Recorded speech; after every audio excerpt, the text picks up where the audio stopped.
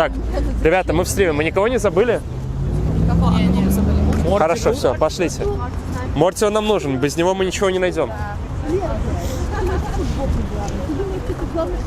Ого.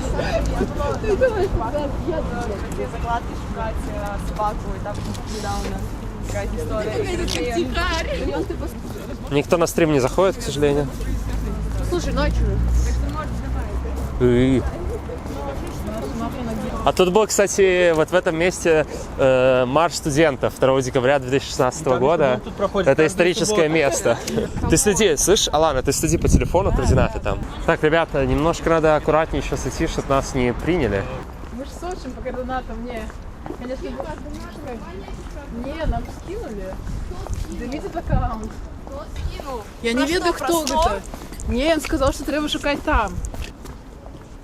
Вот, походу это тут, да? Я завтра на самое. Здесь туда, здесь тут. Вось, Походу это тут. вось там. Ребята, сюда. Походу это уже тут. Да, давайте сюда. Ну, на этой части поляны. Подожди, Алана, остальных, давайте подождем.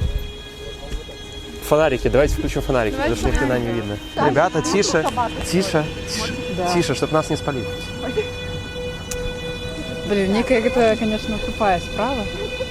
А ти у Вогулю у Дармоєду питала, типа, може вони є? А? Ні, може там праймеріс. Ні, туди ні. А за откапывание трупов ничего не будет? А, ну да. Тише, Валера, тише. Морти, тише. Валера, лопата тут? Копай, Валер, копай. Тише. Ой, там что-то. Ну давай, Что стой. ты торчишь? Давай, давай.